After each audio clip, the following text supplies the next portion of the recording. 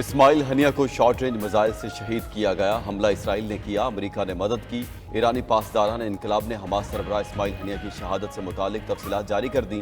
ایرانی فوج نے کہا اسماعیل ہنیہ کو شارٹ رینج پروجیکٹائل سے نشانہ بنایا گیا۔ میزائل سے 7 کلو گرام کا وار ہیڈ استعمال کیا گیا۔ میزائل کو حماس رہنما کی رہائش کے قریب سے فائر کیا گیا۔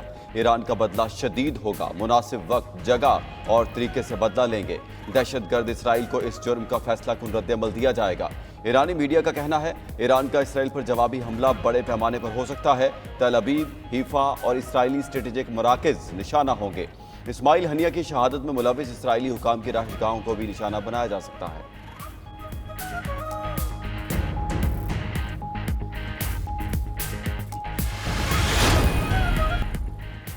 اسماعیل ہنیہ کی شہادت کے بعد ایران میں متعدد گرفتاریاں، کئی انٹیلیجنس اور ملٹری افسران کو حراست میں لے لیا گیا۔ اسماعیل ہنیہ کے گیسٹ ہاؤس ملازمین بھی زیر حراست۔ امریکی اخبار نیو یارک ٹائمز کے مطابق حماس سربراہ اسماعیل ہنیہ پر تہران میں قاتلانہ حملہ ایران کی سیکیورٹی کے لیے بہت بڑا سوالیہ نشان ہے۔ ایرانی انٹیلیجنس وزیر اسماعیل خطیب کا کہنا ہے اسماعیل ہنیہ پر ہونے والے قاتلانہ حملے میں امریکہ کی رضامندی شامل تھی۔ امریکی حمایت نے غاصب صہیونی ریاست کی بربریت کو تقویت پہنچائی۔ برطانوی میڈیا نے دعویٰ کیا ہے کہ اسماعیل ہنیہ کو اسرائیلی خفیہ ایجنسی موساد نے ایرانی ایجنٹوں کے ذریعے قتل کرایا۔ ایرانی ایجنٹوں نے مہمان خانے کے 3 کمروں میں دھماکہ خیز مواد نصب کیا تھا۔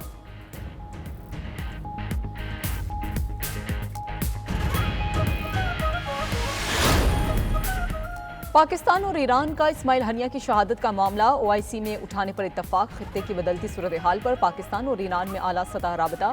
ترجمان دفتر خارجہ کے مطابق پاک ایران وزرائے خارجہ کے درمیان ٹیلی فونک رابطہ ہوا۔ اسماعیل ہنیہ کی شہادت کے بعد ہونے والی پیش رفت پر گفتگو۔ ایرانی وزیر خارجہ نے OIC اجلاس میں شرکت کی درخواست کی۔ وزیر خارجہ اسحاق ڈار نے کہا کہ پاکستان OIC کے اہم اجلاس میں ضرور حصہ لے گا۔ ادھر مولانا فضل الرحمان کی قطر میں حماس رہنما خالد مشعل سے ملاقات۔ اسماعیل ہنیہ کی شہادت پر اظہار تعزیت کیا۔ سربراہ JUIFA نے کہا کہ شہید اسماعیل ہنیہ کا خون رائے گا نہیں جائے گا۔ ہنیہ کی شہادت سے فلسطین کی جدوجہد آزادی کو تقویت ملے گی۔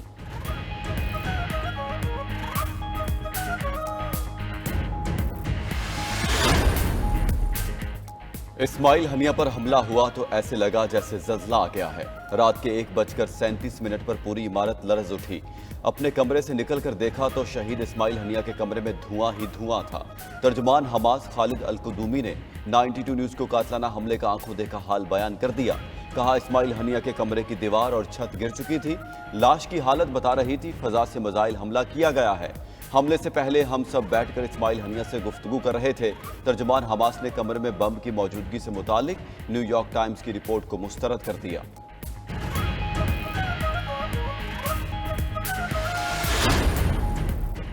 PTI مخصوص نشستوں کے کیس میں فریق نہیں تھی۔ PTI کو ریلیف دینے کے لیے آئین کے آرٹیکل 51 کو معطل کرنا ہوگا۔ آرٹیکل 63 اور آرٹیکل 106 کو بھی معطل کرنا ہوگا۔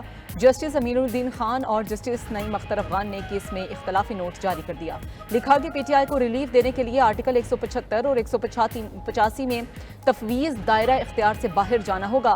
39 یا 41 اراکین اسمبلی کا معاملہ کبھی متنازع ہی نہیں تھا۔ سنی اتحاد کونسل نے بطور سیاسی جماعت عام انتخابات میں حصہ نہیں لیا۔ تفصیلی فیصلہ 15 دن گزرنے کے باوجود نہ آ سکا۔ تفصیلی فیصلے میں تاخیر نظر ثانی کو غیر مؤثر کر سکتی ہے۔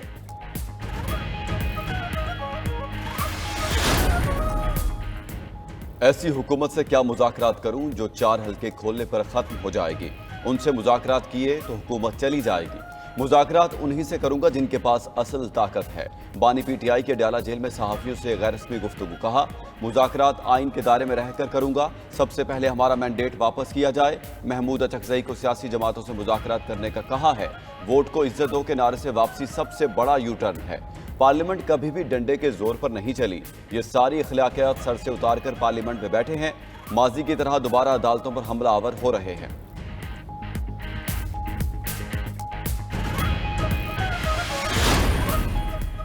9 مئی کے ذمہ دار ہم نہیں، جس کی غلطی ہے اسے ماننا پڑے گی۔ 9 مئی کو ایک منصوبے کے تحت ہماری خلاف سازش کی گئی۔ جنہوں نے پارٹی چھوڑی انہیں کچھ نہیں کہا گیا۔ وزیر اعلیٰ خیبر پختونخوا کی اڈیالہ جیل میں بانی PTI سے ملاقات کے بعد میڈیا سے گفتگو۔ کہا اسٹیبلشمنٹ سے رابطوں میں کوئی ٹھوس چیز بن کر نہیں نکلی۔ حکومت کہتی ہے کہ ہم سے مذاکرات کرو، ہم کہتے ہیں کہ حکومت آپ کی ہے ہی نہیں، مذاکرات کیا کریں۔ زبردستی کے کاموں سے مذاکرات نہیں ہوتے۔ بانی PTI نے پیغام دیا ہے، عوام ثوابی جلسے जलसे में भरपूर शिरकत करें। इस्लामाबाद में जलसा करने का ऐलान करूंगा, जलसा ना कर सका तो सियासत छोड़ दूंगा।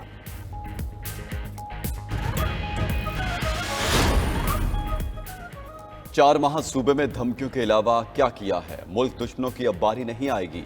विफाकी वजीर अमीर मुकाम की न्यूज़ कॉन्फ्रेंस। कहा, बानी पीटीआई मुल्क की तरक्की का पहिया रोकना चाहते हैं। बानी चेयरमैन को यू टर्न लेने में देर नहीं लगती। जंगलात की कटाई में एक वजीर का महकमा बदलना काफ़ी नहीं।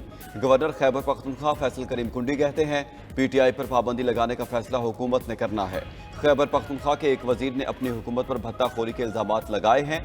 सूबाई हुकूमत जामियात की ज़मीनें बेच रही है। जब तक मैं हूं, जामियात की ज़मीनें नहीं बेचने दूंगा।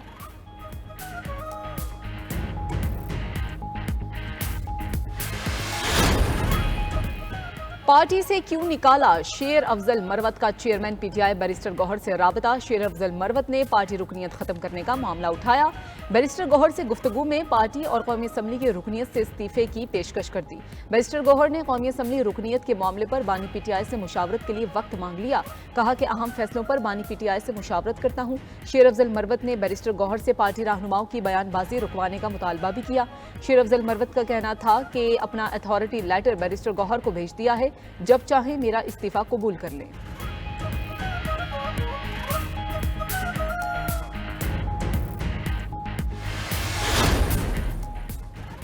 जमात इस्लामी का कराची में भी एहतजाजी धरने का आगाज। हाफिज नईमुर रहमान ने लाहौर और पेशावर में धरना देने का इंदिया दे दिया।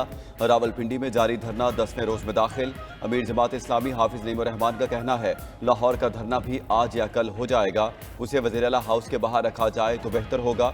अब तो खवातीन डी चौक जाने की बात कर रही हैं, उधर भी जाएंगे। सारी शाहराहों पर बैठेंगे। बिजली बिल्स का बायकॉट करने का ऐलान भी हो सकता है। जूं धरना तवील होगा, हुक्मरानों की चीखें निकलेंगी।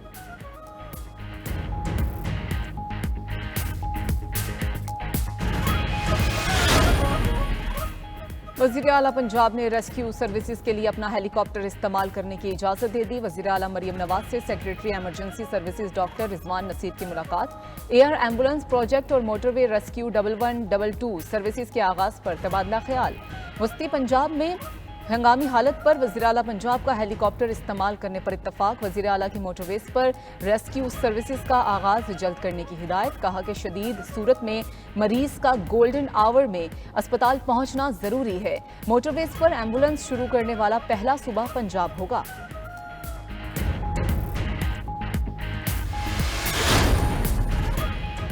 वज़ीर आला सिंध का 2 लाख घरों को सोलर सिस्टम देने का ऐलान। वज़ीर आला हाउस में सोलर होम सिस्टम किट्स की फरहमी के दस्तखत की तकरीब।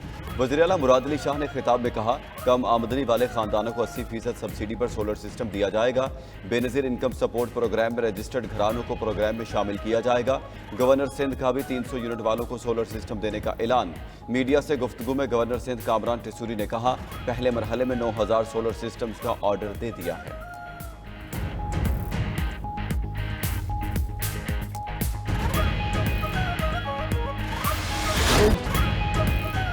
करप्शन के अफसाने या गफलत के शाखसाने। सिंध में 200 अरब रुपए की करप्शन का इंकशाफ। सरकारी कारिंदे पेंशन और जीडीपी की मद में अरबों रुपए डकार गए। 92 न्यूज़ का प्रोग्राम खबर क्या है, खबर के अंदर की खबर लेकर आ गया। लाहौर में गैर कानूनी तामीरात के जरिए सरकारी खजाने को करोड़ों रुपए का चूना लगा दिया गया। मुल्तान में वासा की अराजी करप्ट अफसरान के बायस नीलाम न हो सकी। सरकार को लूटने वाले अनासिर के खिलाफ कार्रवाइयां इंक्वायरीज की हद तक ही महदूद हो गई।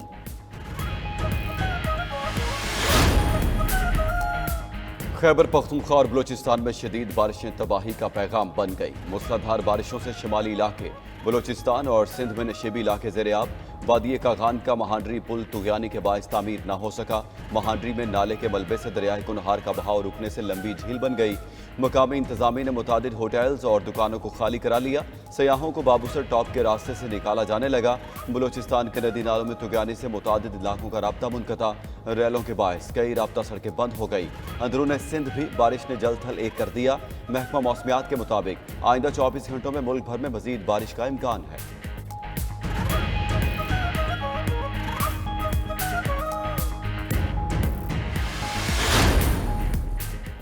कराची में हल्की बारिश भी मुकामी हुकूमत के लिए इम्तहान बन गई। शहर कायद के मुख्तलिफ इलाकों में गलियों और शाहराहों पर पानी जमा। महकमा मौसमियात के मुताबिक शहर कायद में बारिश का मजबूत सिस्टम 6 अगस्त तक जारी रहेगा।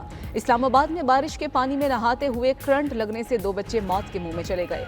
वाकया थाना शालीमार के सेक्टर F11 में पेश आया। बच्चे मैदान में जमा बारिशी पानी में नहा रहे थे। बच्चों के नहाने के दौरान बिजली की तार पानी में आ गिरी। अपर चित्राल में ग्लेशियर फटने से बूनी गोल के इलाके में ऊंचे दर्जे का सैलाब आ गया। बूनी दुकानदा और बूनी लश्त को मिलाने वाला पुल भी बह गया।